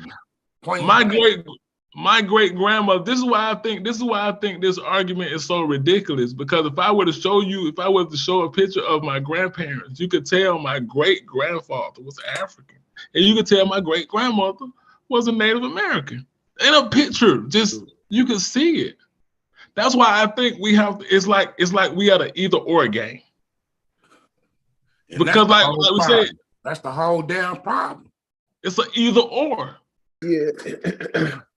But from what I've heard, you know, to advocate the other side, not to say that I agree, is they say based on the records that they have and the family members that they've talked to, none of their people are African. But hey, no, Jay, because that's what they say. Now you ain't lying. But it's like four generations and be like, yeah, nobody remembers being African. Listen, this is the open challenge to them Negroes, and I hope they listening good. I want them to put, for those are the ones that have their grandmother, I want them to put all of their evidence to show that. And I always say, is that the same grandmother that believed in Jesus? So she also taught you Jesus. So if we gonna get to what Grandma said, Grandma also taught you about Jesus. Yeah. Hey, let me tell y'all what Obasi just did. Obasi jumped out the car and ran up. He just walked them down. Obasi just walked them down. Listen, so we gonna get to Grandmama, because I get Grandmama too. We gotta get Grandma up out of here, because Grandma don't know. Did you just saw Grandma in the mouth? That's real. That's real. Yeah. Yeah, man. We are. You know, we have all these different ideologies, and people just they let the bullshit separate us. We all really, to me, the way I look at it, we all in the same game. I don't care what your personal belief is. Yeah, we all in the same game. And that's the way we got to think, period. I would agree with that, but that's like being on the basketball court saying we all on the same team. You can't pass the ball to somebody else with a different jersey. You go lose. We can't think like that. What I mean by that, we all are black. We just have different ideologies. And sometimes they got to be conquered. Don't are ashamed to be who we are. You got these BS bullshit ass people and stuff. We too divided. That's what I mean. But I understand what you're saying. That we all in the same game, then we could stand in unity and then organize. Yeah. That's the whole damn problem. Now, if we start looking at empires, right? An empire start off small, and they conquer the other one. Not go try to, hey man, we all the same. No, they got to get conquered, bro. And we got to have a plan to conquer them. Damn. There is no talking sensible to them. That's real. Okay, Crips, Bloods, Bisors, GDs, the Wabos, the FBA, they all got to be conquered. Can we conquer without war? We're talking about we conquer them. Now we in mental warfare. So that's why I said psychological warfare and economic warfare. A physical thing will only make us the same niggas that's in the street messing up the community. Right. So we got to wage a mental warfare. We got to build an empire of thought. In our empire, we got. How we gonna do that? How we gonna start? The internet where's the start? Start reading. You start in the mirror. Rebels Roundtable is the start. Your money to businesses. It's gonna be. I hear what y'all saying, but shit, that shit easier said than done, man. It's gonna be. Hey, look. Hey, look. I've been through this. I've been out here, man. No, I got you. Let's do this, bro. I feel you. Period, man. We can do all the talking that we want to talk. You know what I mean? Me and you, bro. Shit. We gonna go on the Wabos. We gonna go on the Wabos podcast on YouTube one day. I'm gonna call you. I'm gonna tell you how to jump in. I don't want to go on no Wabos podcast. I just want you to tell them we all the same and see how they think. When you hear how they think, man. I don't have to see how. I already know how the motherfuckers think, man. It would be a little thing to do. You know, because what he's saying is like, again, talking to them is talking to them land chip babies. I get it. See, my thing is that's the whole problem. Collective, man. Hey, all against each other. We every goddamn well. Why these motherfucking monkeys killing us, man? Period. You know, the shit ain't really funny to me, for real. No, again, because it's like I like that analogy though, bro. It's just real shit. Because he was like, okay, we all on the court, but who you playing for? You know, because we all look the same, but that, like he said, that school of thought, that is the poison in the fucking bakery that's getting us. So when do the cycle stop? You know what I mean? When do it stop? Who gonna stop it? When you to me, if you asking me, when you have a healthy group of people, because all of them are infected. They're like outbreak monkeys. It is what it is. So I gotta quarantine myself away from their thinking, because their thinking is very hazardous. They think they're right, but they don't know, because their grandmama told them. And everybody got this. Everybody said my grandma. So it's like, yeah, I get it. Yeah, because this is what I said. That for us, okay, because think about the con man, Dan Calloway, and what how he have them thinking. Now all of them are the same in a sense, but their school of thought is so poisonous. Because again, it's division. So we trying to be equal, but they trying to be divided. They saying we don't. So I'm not gonna embrace somebody that's totally just denying me. We have to have a small group like we're saying right now, because people are listening to this. And that's why I say I'll be open. I don't duck nobody, but I'm beyond debating, because the debate, only way I'm gonna take a debate if it's gonna go somewhere. Right. Because I could give a cat the business and he gonna get work. I don't care who it is. But what are we gonna leave there with? His ego still puffed up. I'm not moving. He not moving. We got nowhere. That we could sit there and we could, like you said, we could go up to them wobbles, and I could give them all this ammunition. But what is it still gonna do for the state of the people? We still dealing with poverty. We still dealing with all of this. So we have to quarantine them off and section them off and say, hey, this one our team over here. And if you ain't with it, hey, you don't even get a jersey. Hey, you gotta earn that jersey. I'm gonna tell you like this, right? You right, it ain't funny. I got my little homeboys in the city. I get a text message, and the homie like, man, one of the little homies just got killed.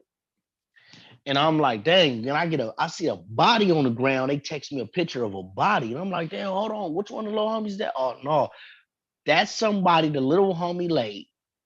And then the people that they laid came back and laid them. Look, I'm to the point where my little homeboys that I watched grow up from children, I'm accepting their death. So many of them died. They would not listen when I was giving them the game. I remember one time I pulled up. So I go through the hood, bam, I see him, I jumps out, I go down on the dead end where everybody hanging. I'm like, what's happening? I see the little homies out there drunk and all that. Like this other gang been coming through, busting on us and all that. I'm like, look, y'all know it's on right now. And then you load it. Who got the gun? Oh, he got the gun and he drunk. I'm like, look, somebody go get that from him. Stand over there in that yard. He don't even need to be out here. Nobody listen. Y'all should go in the backyard. Nobody listen. Something tell him, sheriff roll past. And I tell him, I said, look, y'all know they coming back. They just roll past and everybody, they coming back.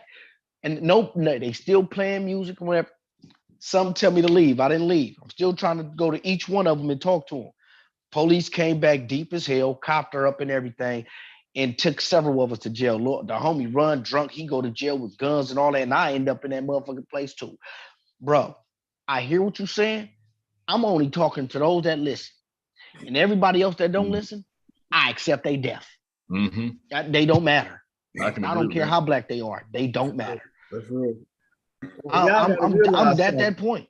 Cold I gotta realize something. In the art of war, it's always casualties of war. Always casualties in a war. And most of them are the ones that didn't listen to the instructions. Hey, don't go over there, some landmine. Oh, okay, I do that. Boom. There it is. Yeah. Because we don't understand the assignment. You know, we have to understand, because listen, it's overtime and we down. I get it. I know we're supposed to talk like we losing. I know what I'm looking at. anytime that they can wage war on your mind and put a boy as a little girl, that's power to get people to accept that that dog is a cat now. Yep. And how did he tell you it's a cat? He continuously say, "Hey, that's a cat. Hey, you know that's a cat." I'm gonna say you anti-cat or you cataphobic or something. You see, you see what I'm Crazy, saying? man.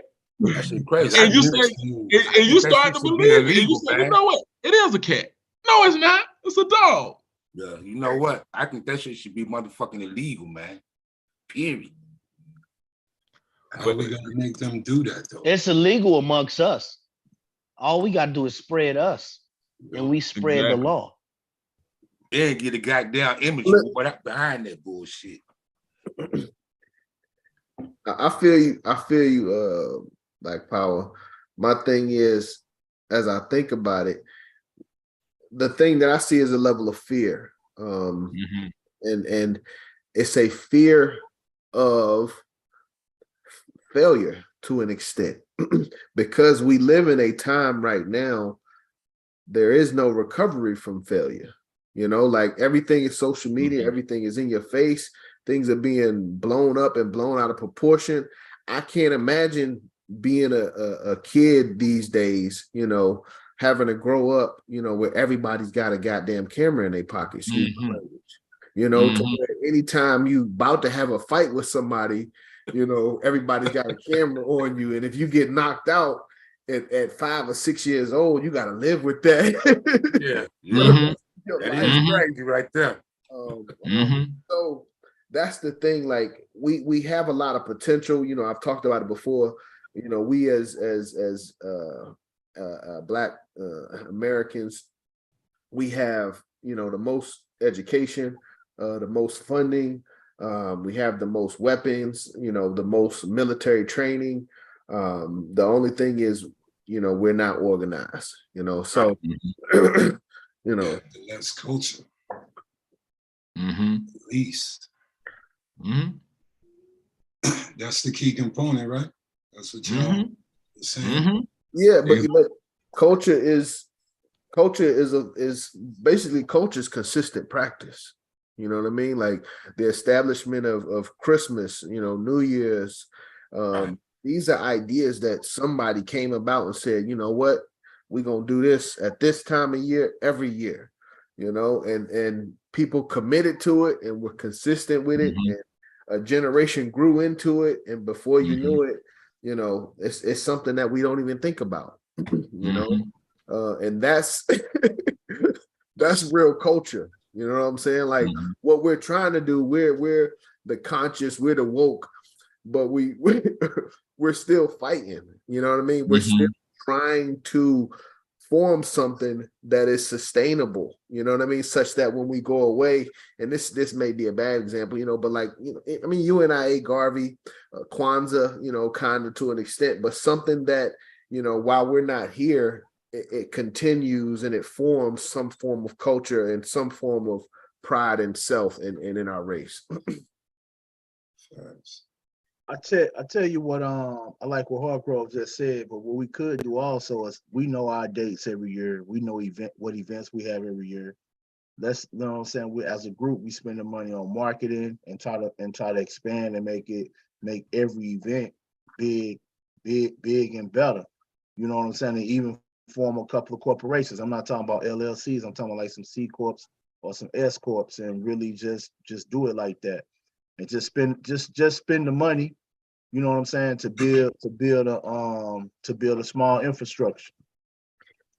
I'm with you, but like I said, like, you know, we just got to do it right, man. You know, we especially us, this group where we are this time, you know, we cannot, we got to be very careful. And if we do have a failure or a setback, it's something that was unexpected or unavoidable, you know, but we are setting a major example, you know, for the next generations. Like when I used to look at like Malcolm's speeches, you know, I would think to myself who he was talking to, and you know, he'd be in a whole crowd full of people.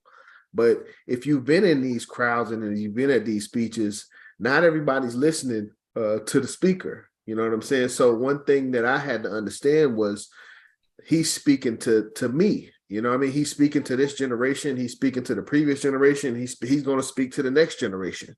And that's the same opportunity that social media gives everyone. These platforms gives everyone is an example of what we tried to do in our time. You know what I'm saying? So we have to do our best to succeed, and we can't, you know, have a thoughtless failure. Shit, the problem with that is we got 1 million plus people speaking. So you ever hear a crowd talk at once? It sound like noise, right? Yeah. That's kind of where the kids you're talking about growing up. I can't imagine coming up like this either. Everything's pushed out of proportion. Everybody's opinion is on stage. The white man's still throwing his little imprints on everything. So it's mass confusion. So it is, but like I said, it's a long-term strategy. You know, even what we're doing right now, you know, it may only reach a certain people in the moment, but this is something, you know, we don't know how big this will be in the future, where people, you know, we get to 2033, you know, when people are looking back like, yo, they was talking about this back in 2023. These motherfuckers really did this shit. So that's what I'm saying. I think about, you know, endless future possibilities and how great, you know, this can be, even if it's an example for the future. Hey, I want to say peace and black power to the sister Nisha Shabazz. She ain't on the Nisha Shabazz in the building. Yo, sister, to the final hour. You know we love you, sister. I think we, you know, to something, because y'all cooking right now. I think we have to think like beyond, like it's good, you know, and I don't know if this would be preaching to the choir, but you ain't really hitting and impacting till you hitting people that don't know this knowledge. A lot of times we speaking to people that already know, or they have some level of knowledge. Because it's like, I agree, I'm thankful I'm not a child in this generation, because they really under assault. So they're looking at sexual confusion constantly. Right. Imagine heavily, man. Imagine a child whose mom got an OnlyFans and get leaked out. Imagine that embarrassment.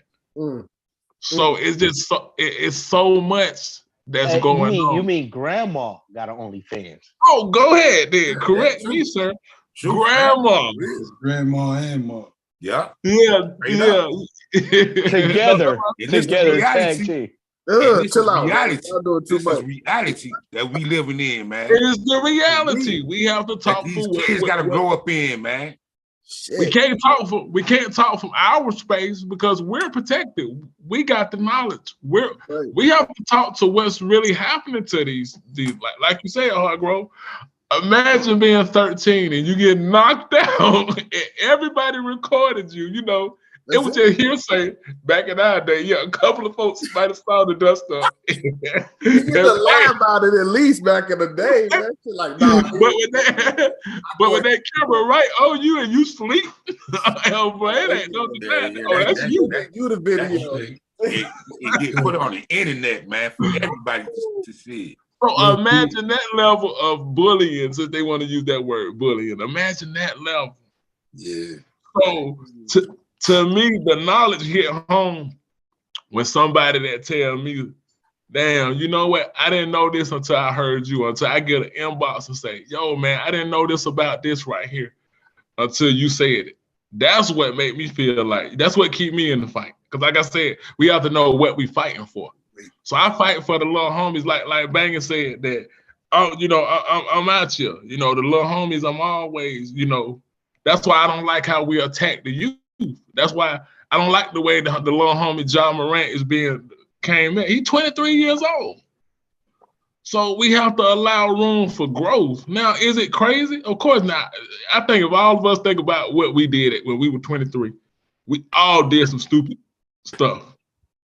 So we have to be more understanding to the little homies and the little sisters because they go through a lot as the youth. A lot. Shaka Sankofa in the building. We got Shaka Sankofa in the building. Street law soldiers in the house. Street law soldiers in the building. Got the general in the house. Peace, brothers. Peace, guys. What's going on? Got that revolutionary drip. I hear y'all building, man. Y'all guys are doing some awesome work, man.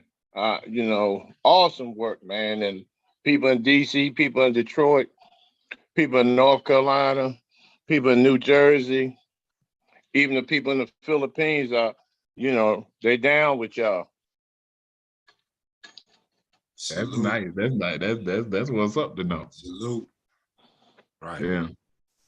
Let me ask you a question, Shaka. Yes, sir. Speak to self-hate. What do you think about today's level of self-hate that's floating over the masses of Black people? Well, that's been ingrained. That was through indoctrination. However, as a result of those who are paid royally to, push the same self-hating agenda with this divide and conquer issue, that it only intensifies the self-hatred within us.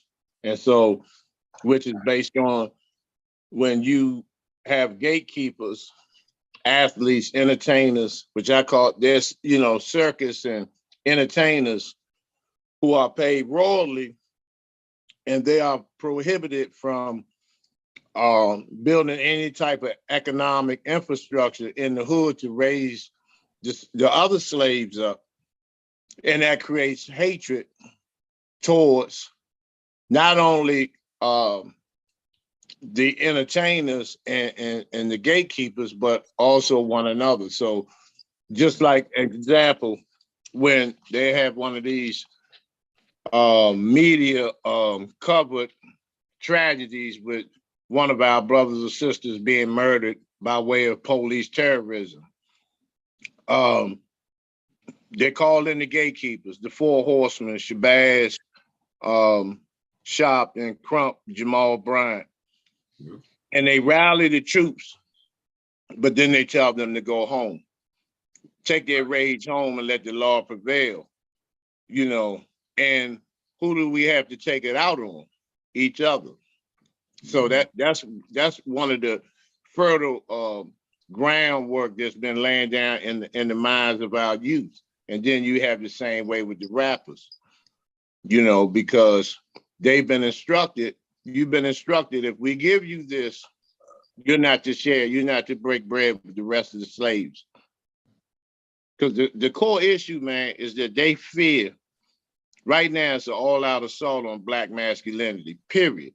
Any way you look at it around the board, anyway, and we become the face of everything, the face of murder, the face of all types of diseases, the face of prison, which, and drugs, which whites do more of any of that than all of us. But we are the face of that. And so this is the pictures that they want to paint in the minds and hearts of the masses of the people.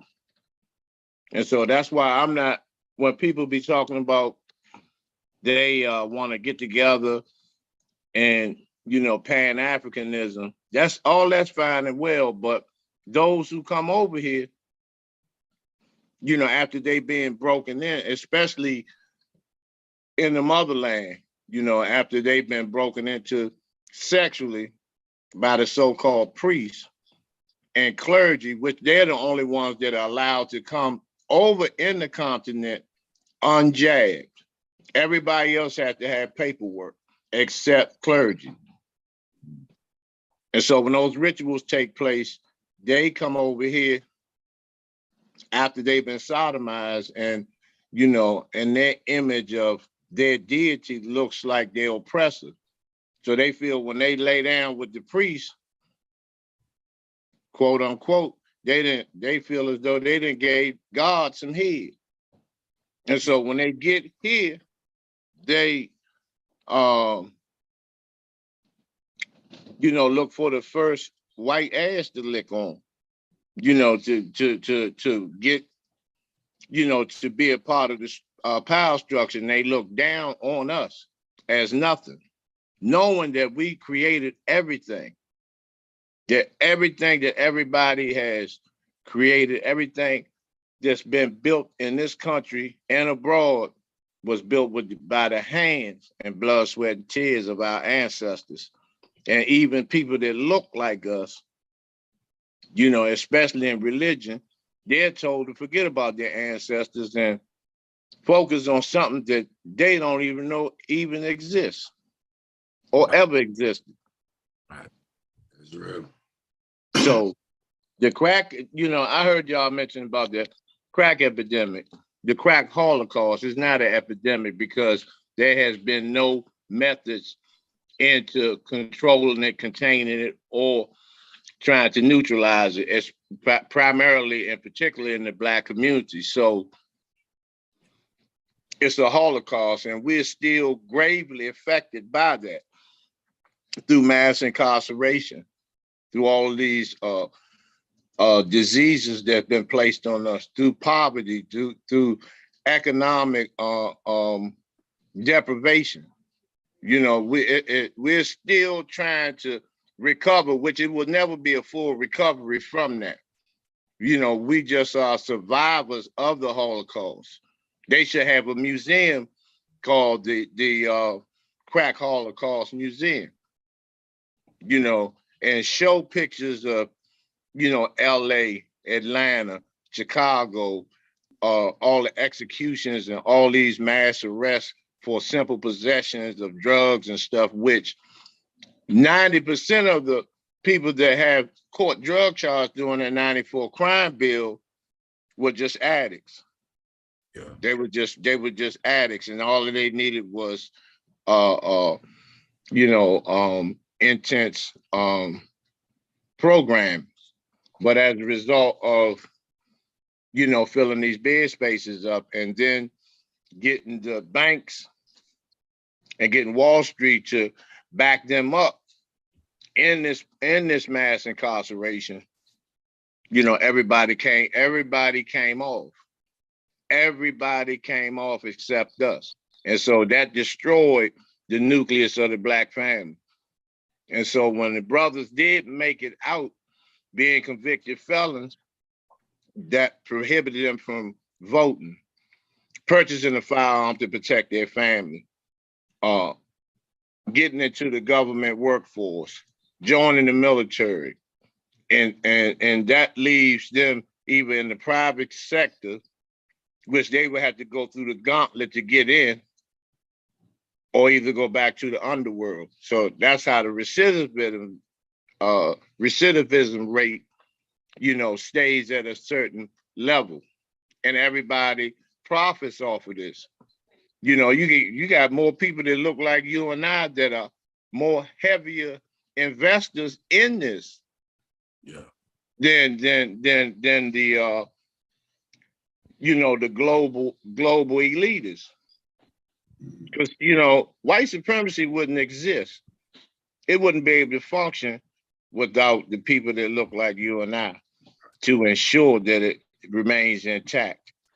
And they ensure that they will keep the masses of our people asleep, deaf, dumb, and blind in these oppressive, depressive, and suppressive and povertized positions. Because poverty is more mental than anything. Because when you think poor, you start to accept being poor, and then you act poor.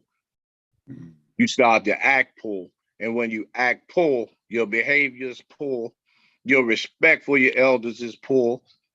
Your search for knowledge itself is poor. And it's basically a mental thing.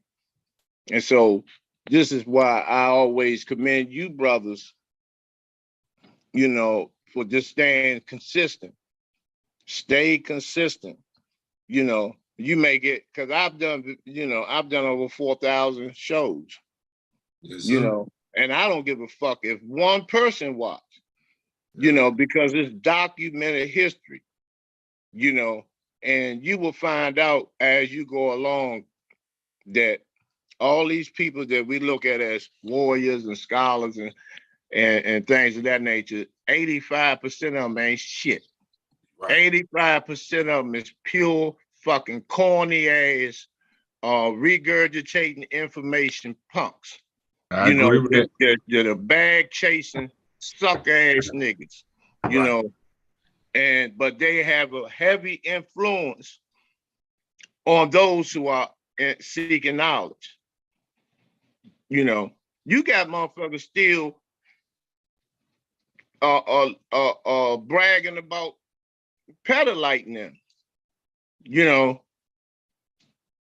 And so that lets you know, the level of cancel cultureship that's going on by people that look like us that do these debates and have all these fucking lectures and shit. They are part of that whole echelon as well, man. They just good speakers. They know how to speak that dialect. They're good. They've been to Toastmasters, and some of them are ex-pastors and shit. So they know how to move the crowd. They know how to move the crowd and play on the heartstrings of our people, primarily the sisters, because this is why these pastors come off. Because then when you go in church, it's majority sisters, and they don't teach them how to link up with a man. They want them single.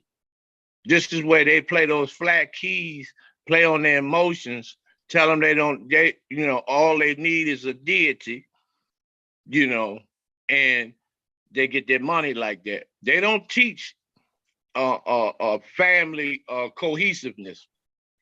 This is why you just see all women, and you see men in church looking like, yeah, nigga, we ain't, put that money up, babe.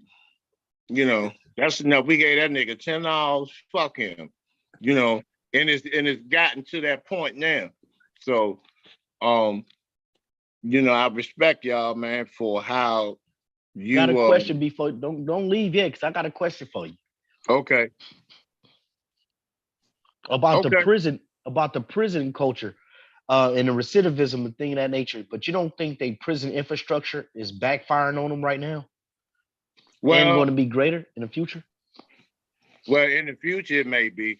When you mentioned backfire, by me doing almost 2 decades in prison, I know the mindset of a lot of the prison population. When you mean backfire to me is a fucking revolt. Start with one prisoner that just spread. And I think it's going to come to that because a lot of our brothers and sisters, and we're by the millions. I'm trying to get this brother out I grew up with. He got locked up at 19. He's 58 now, and that prison holds 31,000. The capacity for that whole mountain, is, I think, 16,000, but they're at 31,000. So they're triple bunking. And at some point, it's going to explode. It's going to actually explode if I answer that correctly. So I know one thing I seen, well, not necessarily with us, and on the West Coast, you had the Mexican mafia. So when the blacks was in, like around that time that you were speaking of, was in prison, our numbers was up. Our numbers in prison start to fall. The Mexican numbers in prison grew. Their gangs in the street organized, pretty much a couple of guys organized with prison gangs that got control of the street gangs. And right now, as more of them come in and start to filter through the prison system, they align with the Mexican mafia, and they pretty much got a whole different type of organization. And it's spread by the prison structure. So the more they spread prisoners, because I know when the numbers start to fall, they start to exchange prisoners through state, like a convict leasing program. I think that's what it's called. But when they do it with the Mexican, they spread the Sereno. Right, And the exactly. Norteño. Now, on this end, in DC doesn't have a prison. So if a person is on probation or parole or pretrial, he may get caught stealing a damn chicken out of Walmart. It's Thursday night now. He might be in Lawn Park Monday. He hasn't even been to court. And then they have this thing called transfer where you may ride the bus for 2 years, and while they drop all other prisoners off, and you may stay at this prison for 2 months, you may stay at this prison for 3 months and 4 months. Now, in Maryland and Virginia, because see, DC has no bond. You get locked up in DC, if the charge is serious, you're not getting out. You're just not getting out. If it's not a serious charge and you're not pre-trial, you're not on any type of probation, you'll be released under pre-trial, but you have to go down every single day, Monday through Friday, and piss. If you're 10 minutes late, you automatically have a warrant. The marshals be at your house within an hour. This is how, because this is a federal district, and we got more police here than any other state in the country. Every jurisdiction has a police, housing, FBI, Secret Service, U.S. Capitol Police, DC Police, Federal Protection Agency, EPA Police, Bureau and Engraving Police, Government Printing Office Police, U.S. Park Service. It's so many different. It's a federal district, and to be honest, the bite with the brothers here ain't as vicious as it is with, the brothers in the South and on the West Coast. But they got gangs. Maryland you got the Aryan Brotherhoods, you got the Asian Persuasion, you got the Pagans, you got MS-13, you got BGF, Black Guerrilla Family. Then you got the Moors, then you got the Sunni Muslims, then you got the Nation of Islam, then you have Christians, then you have the Catholic Church. You said pagans, like the Pagans Motorcycle Club? Yes. Oh, they a factor like that out there? Yes. Oh, and everybody has their position. It's no, and the prison system, the warden and the administration set it up like that. They set it up like that. Everybody knows their place. Everybody knows their place. And when they have wars in these Maryland prisons, because I was stabbed. It's war, rubber bullets, all that shit, and they encourage this type of behavior because they give out so much time out here, life sentences every single day, life, federal life, 50, 60 years, mandatory 10 years for a gun and a year for each bullet.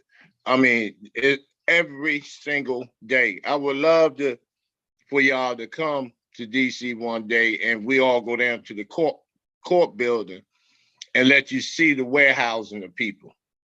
That when you go on court, you have to walk backwards in the courtroom. You can't look at, when how you come out the side door in the courtroom, everybody gets to see you, sit down at the tables, none of that. They come out 10 at a time. You have to walk backwards. You cannot look at the audience. You have to sit on the bench and have to be facing forward towards the judge.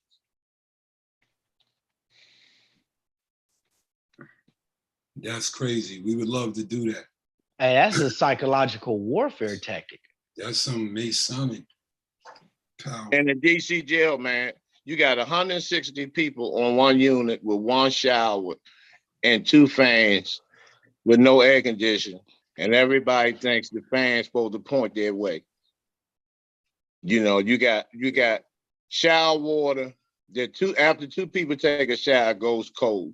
You got water that comes up in the shower to your ankles filled with pubic hair, semen, you can hear the shower curtains. You can hear the bacteria cracking like Rice Krispies on these shower curtains. They leave, sometimes they may leave the doors open at night during the summer, and they slam them so hard, if you stick your head out, they'll slam your door so hard, man, it'll nearly bust your eardrums. You have to literally soak your sheets in the toilet, wring them out, lay them on your mattress so you can be cool. And most of the time, within an hour or two, those sheets be dry. Creating the war on the low. So when you talk about slavery, when this is why I go on people, bro. This is why I have no understanding of a motherfucker being the gatekeeper and anybody that our little children be trying to emulate and look up to that don't do shit in the community. Right. Right. I agree. You think Colin Muhammad, Huey, Geronimo and them would allow LeBron James and them to front billions and billions of dollars, man, while the people in West Oakland and DC and Atlanta and North Carolina and Texas and Houston, people are starving, man. They would have eliminated them niggas. Right. But we by us not being a united front, reason being that social media picks the people apart. Because you got one person that want to be the greatest fucking revolutionary, and nobody wants to work with one another. I'm the king of this, and I'm the magnificent, this and that, and you ain't shit without us. You ain't shit without us. The real fucking warriors, the underground warriors, they're not nothing without us. Look at some of these so-called lecturers and scholars. The majority of their lectures be women. It's not never all brothers summit. It's not never all brothers summit. It's not never truce and no matter what you stand on or whatever religion or whatever you follow, you welcome, as long as you know who the enemy is. There's no summits like that, man. That's a fact. And I get sick of this shit, man. I get really fed up with these motherfuckers. All right, Brother Hargrove. Yeah, I get fed up with it, man. And I got a brother on the West Coast. He's in the Philippines now, feeding people and stuff, man, and putting in some work, man. But that's my next journey. After I'm coming to Atlanta in May. I'm gonna be in Atlanta for a week, and I'm gonna hang with Ken Waddle, Knowledge Born Rebel with a Cause, and some other brothers down in the ATL, brothers and sisters. And but I want to come to the West Coast. I like to link up with somebody like yourself, man, just over there. I'm in Atlanta right now, though. Oh, okay. But you have connections in on the West. Yeah. Okay. Yeah, I'm from Compton. Yeah. See, that's where this is how we need to bridge these gaps, man. Because we all have the same ideology, we all have the same fire in us, and we all are the living manifestations of our ancestors. Because if you just take your mind back 150 years during slavery, physical slavery, we still in physical slavery, but you know what I'm saying. Yes, sir. You had those that were rebellious. Because see, they would make you think that they show these movies where we just sang songs while we was getting whipped and raped. It wasn't like that. If you really do the research, come to the National Archives and do the research and historical records, you will see it was straight fucking guerrilla warfare every day. Crops were being set on fire. They was killing motherfuckers left and right, man.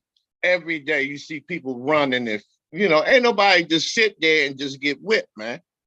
It just didn't go like this. That's why they were buck breaking, taking the strongest bucks, breaking them, and they still didn't break them. They still didn't break them. And so that energy and the blood from our ancestors, they passed it on to us. Because when I look at you, when I look at other brothers, I see somebody that's been here 200 years that want fucking, you know, they want retribution. Right. Y'all don't have the names that y'all have for nothing, man. Knowledge born, rebel with a cause. If you the term rebel means rebellion, period. It don't mean part-time. It don't mean 8 hours a day. It don't mean none of that. It means straight fucking rebellion. Rebel is short for rebellion. Rebellion means pure hell at any cost. All right. So, you know,